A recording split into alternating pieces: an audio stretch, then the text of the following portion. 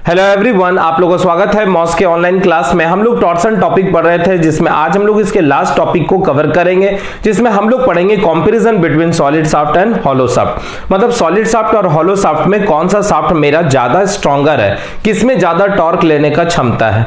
तो याद रखना है, कभी भी कंपैरिजन करना होगा तो कुछ कंडीशन के आधार पर ही कंपेयर किया जाता है। जैसे अगर हम बोलेंगे कि ये दो बच्चा है, दोनों में ये बच्चा तेज है, तो याद रखना है कि वो दोनों बच्चा एक ही सेमेस्टर में होना चाहिए, तभी उसके बीच में कंपेयर करेंगे। अगर कोई बच्चा हायर सेमेस्टर का होगा तो उसके पास कुछ ना कुछ एक्स्ट्रा नॉलेज जरूर होगा।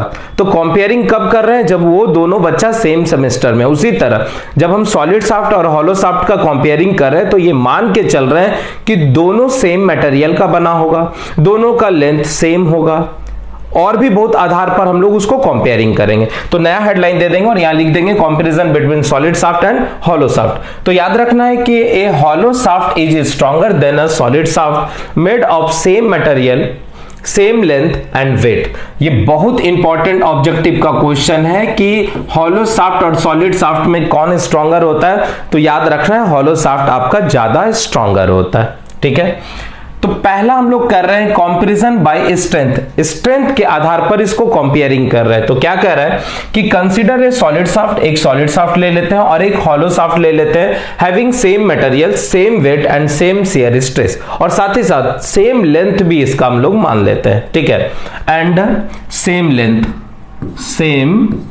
सेम लेंथ, और लेंथ भी हम लोग सेम मान लेते हैं। ठीक है, अब यहां पर ध्यान दे देंगे, हम लोग कुछ सपोज कर लिए। तो डी नॉट जो है external diameter of hollow shaft है, डी आई जो है internal diameter of hollow shaft है, कैपिटल डी जो है डायमीटर ऑफ सॉलिड शाफ्ट है, और टी जो है टी एच और टी एस जो है torque transmitted by solid shaft and hollow shaft. और यहां पर एक नया चीज हम लोग लेट कर लिए, small N is equal to external diameter of hollow shaft divided by internal diameter of hollow shaft. और ये क्या चीज को एक रिप्रेजेंट कर रहा है, तो ये कांस्टेंट टर्म को रिप्रेजेंट कर रहा है।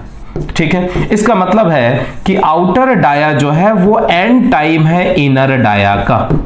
करेक्ट है, किसी किसी बुक में उल्टा भी माना है, मतलब internal diameter divided by external diameter is equal to N, पर हम लोग यहां पर क्या माने हैं, outer dia divided by inner dia is equal to N. तो क्वेश्चन में आप देख लीजिएगा कि वो क्या लिखना चाह रहा है। बात समझ में आ रहा है? अगर आपको उल्टा दिया रहेगा तो आप 1/n ले लीजिएगा वहां पर। करेक्ट है, बस ये याद रखिएगा कि हम लोग यहां पर डेरिवेशन में आउटर डाया जो है वो एन टाइम ज्यादा है, किससे, इनर डाया से। यहीं से ये पता चल रहा है कि एक्सटर्नल डायमीटर तो हमेशा ज्यादा रहेगा ना, तो कितना टाइम ज्यादा है तो वो आपको लिख दिया हूं एन टाइम। करेक्ट है, अब स्ट्रेंथ हमको पता करना है, तो strength of hollow shaft divided bye strength of solid shaft, और ये लिख दिया TH बटे TS। अब याद रखेंगे कि जो स्ट्रेंथ होता है हॉलो शाफ्ट का या सॉलिड शाफ्ट का, तो सॉलिड शाफ्ट का कितना हो जाएगा, तो पाई बटे 16 ये आपका d का पावर 3 इंटू शेयर स्ट्रेस। सही है, ये हम लोग पढ़े भी हैं फ्रॉम टॉर्सनल इक्वेशन, और ऑलरेडी आपको पिछली क्लास में पढ़ाए हैं टॉर्सनल स्ट्रेंथ का क्या फॉर्मूला होता है। उसी तरह यहां पर t हॉलो के लिए क्या हो जाएगा, तो पाई बटे 16 कैपिटल डी नॉट का पावर 4 माइनस डी आई का पावर 4 और divided by capital D not. सही है कि नहीं? अब इसको हम यहां पर पुट कर देते हैं। तो जैसे ही हम इसको पुट करेंगे तो ये देखिए पाई बटे 16 यहां भी कट जाएगा। ठीक है, और इंटू शेयर स्ट्रेस है इसमें टाउ, सेम मटेरियल का है और सेम शेयर स्ट्रेस है, तो टाउ टाउ भी हम लोग काट देंगे। तो यहां से देखिए तो क्या फॉर्मूला निकल सकता है, तो डी नॉट का पावर 4 माइनस डी आई का पावर 4 और डिवाइडेड बाय कितना हो जाएगा, तो डी नॉट इंटू डी का होल का पावर 3। देख लीजिए, कोई दिक्कत नहीं। अब हम लोग नेक्स्ट पेज में इसको चलते हैं। यहां पर आप ध्यान दीजिएगा कि torque transmitted by hollow shaft to the torque transmitted by solid shaft is equal to कितना आ गया, तो डी नॉट का पावर 4 माइनस डी आई का पावर 4 और divided by D naught into D है। सही है कि नहीं? अब यहां पर आप लेट किए थे, क्या लेट किए थे कि D naught is equal to N time of D I, है कि नहीं? ये तो आप पढ़े हैं सेंस करके, तो यहां सेंस करके हम लोग लिख देते हैं। तो यहां पर पुट कर दीजिए, तो ये देखिए हम लोग पुट कर रहे हैं, तो n का पावर 4 di का पावर 4 माइनस di का पावर 4 और डिवाइडेड बाय यहां पर n इंटू डी आई और इंटू d का पावर 3 ये क्या आ गया? ये strength of hollow shaft to the strength of solid shaft. यहां से कुछ कॉमन टर्म आपको निकलेगा, आप यहां से निकाल लीजिए। तो ये क्या हो जाएगा? यहां पर आप डी आई का पावर 4 कॉमन निकाल लिए, तो n का पावर 4 माइनस 1 और डिवाइडेड बाय n और डी आई और इंटू d का पावर 3। ये आपको आ गया TH बाई TS। सही है। हालांकि ये सब डेरिवेशन आपसे नहीं पूछेगा, ठीक है। ऑब्जेक्टिव के लिए भले पूछ सकता है कि ये कौन सा शाफ्ट ज्यादा स्ट्रॉन्गर हो सकता है, फिर आपको पूछ सकता है कि ये दोनों में रिलेशन क्या है, ये सब पूछ सकता है, अदरवाइज आपसे डेरिवेशन नहीं पूछेगा, ठीक है। अब यहां पर ध्यान देंगे, यहां पर हम लोग एज्यूम कर लेंगे, एज्यूम एरिया इज सेम। मान लेते हैं कि एरिया जो है वो आपका सेम है। कैसे सेम है? चूंकि मटेरियल सेम है, वेट सेम है। तो अगर वेट सेम होगा तो वहां से आप नोटिस करेंगे कि वेट बराबर ये क्या होता है? mg होता है।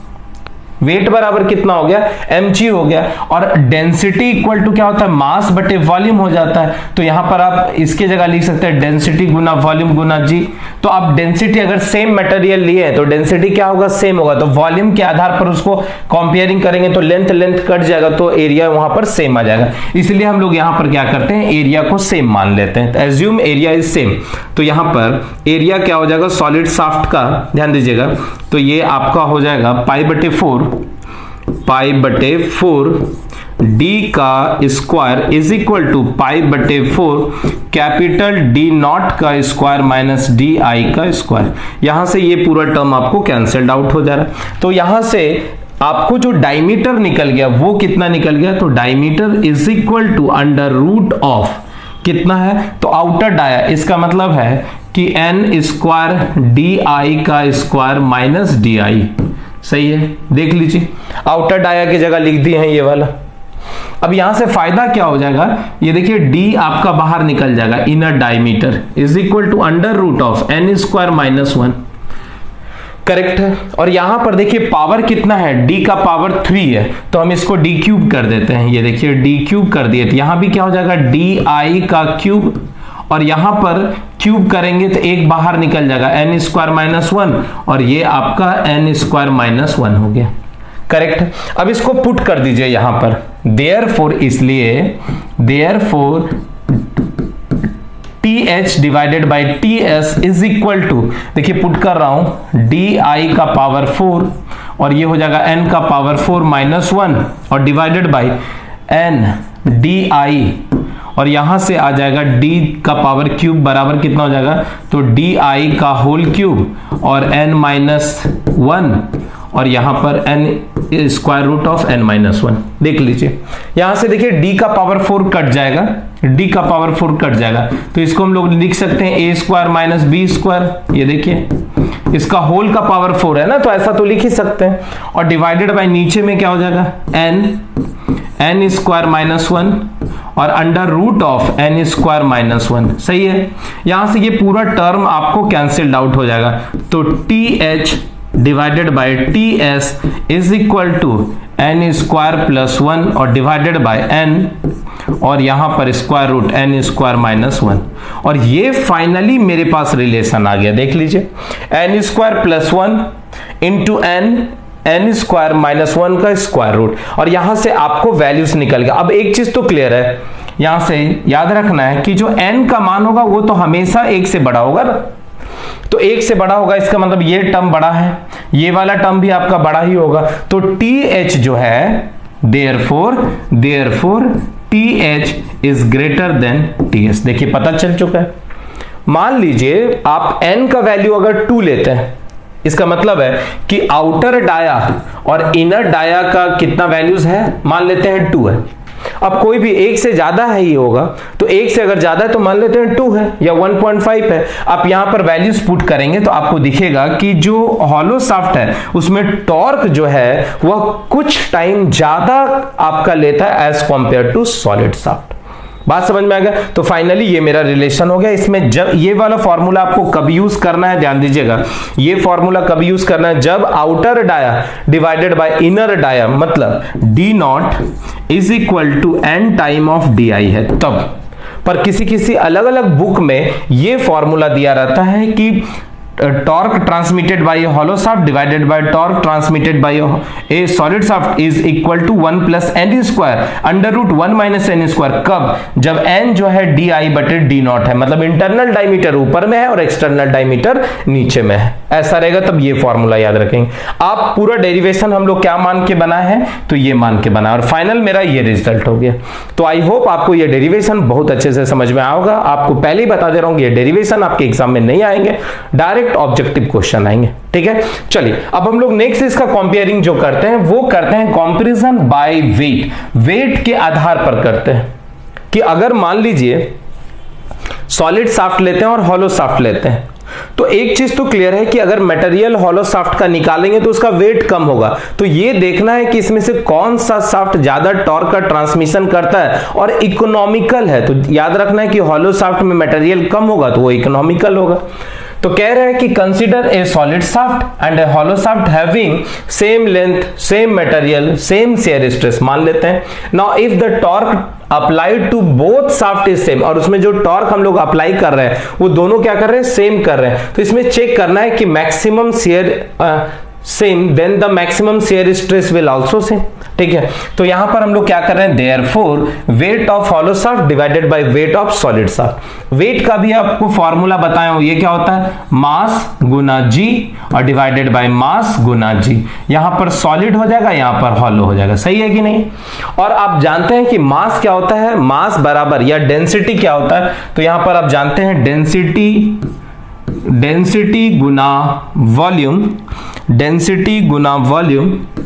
ये देखिए यहां पर आप लिख सकते हैं डेंसिटी गुना volume is equal to mass, correct है ना, क्योंकि आपको पता है कि density is equal to mass बटे वॉल्यूम होता है। तो mass can be written as density गुना वॉल्यूम, तो वही चीज तो यहां पर लिख दे रहा हूं, ठीक है। Volume of hollow shaft, volume of density of hollow shaft g, और divided by density of solid shaft, volume of solid shaft और जी, सही है कि नहीं।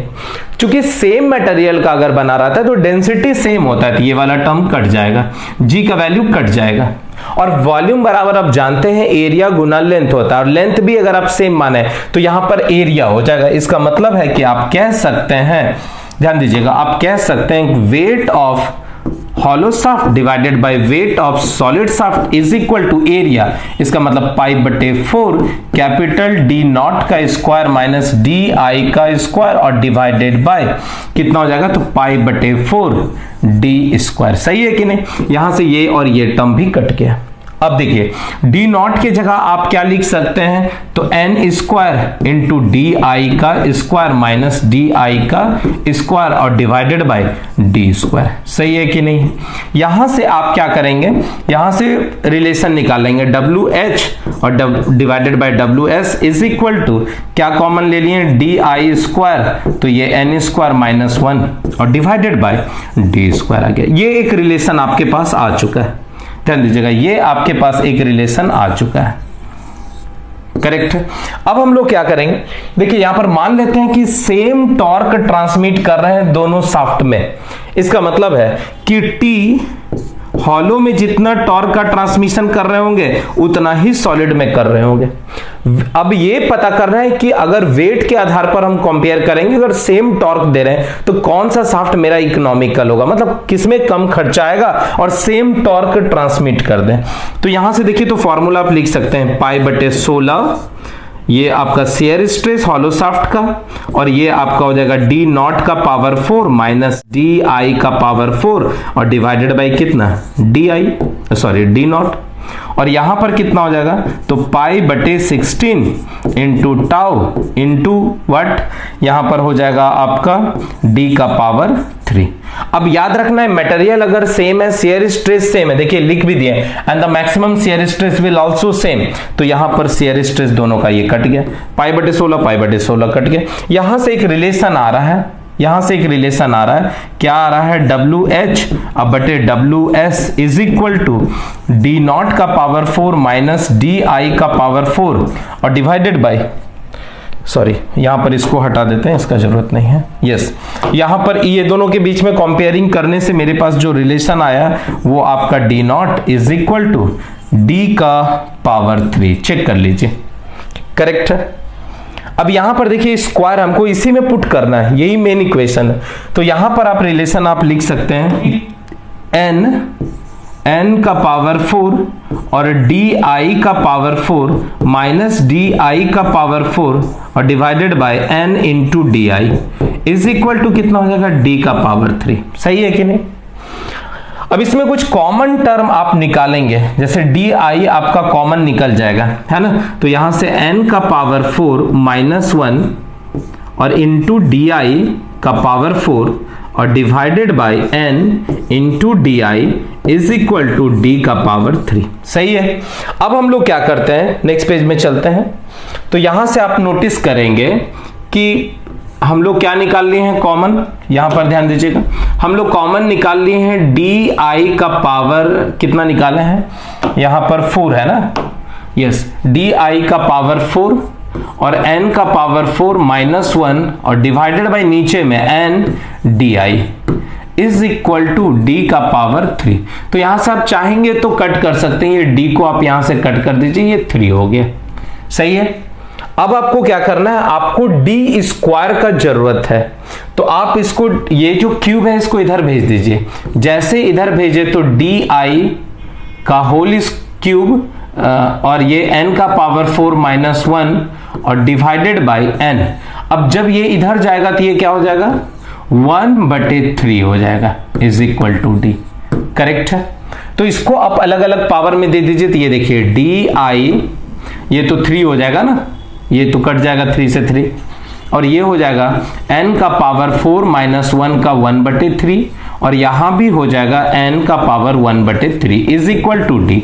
पर हमको जरूरत है डी स्क्वायर, तो अब हम लोग स्क्वायरिंग बोथ साइड कर देंगे, स्क्वायरिंग बोथ साइड कर देंगे।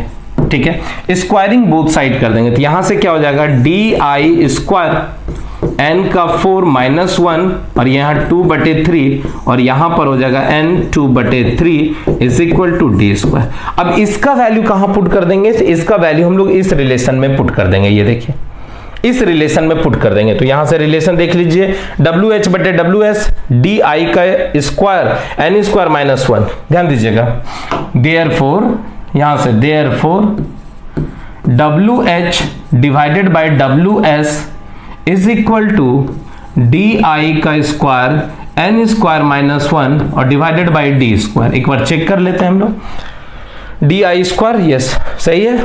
अब यहां से सारा वैल्यूज आप पुट कर दीजिए। ये देखिए डी स्क्वायर की जगह आप यहां पुट कर सकते हैं। तो ये हो जाएगा डी आई का स्क्वायर n स्क्वायर माइनस 1 और डिवाइडेड बाय डी स्क्वायर की जगह आप लिख सकते हैं डी आई का स्क्वायर n का पावर 4 माइनस 1 कितना 2/3 और ये नीचे वाला टर्म ऊपर भेज देते हैं। तो ये हो जाएगा n का पावर 2/3।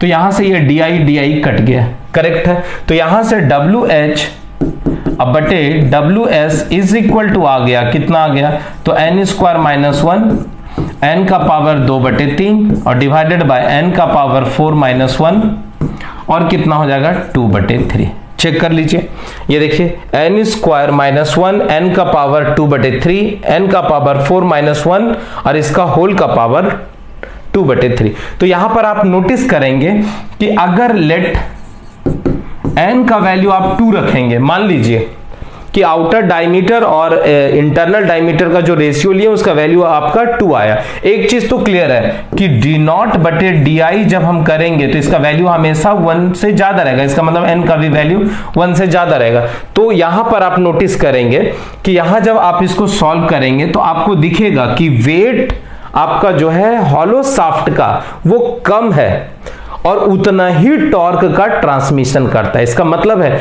कि कम ही मटेरियल देके हम सेम टॉर्क का ट्रांसमिशन करा सकते हैं। तो हॉलो शाफ्ट मेरा इकोनॉमिकल होगा, मतलब कम पैसा में ही ज्यादा टॉर्क का ट्रांसमिशन कर देगा। यहां तक समझ में आ गया?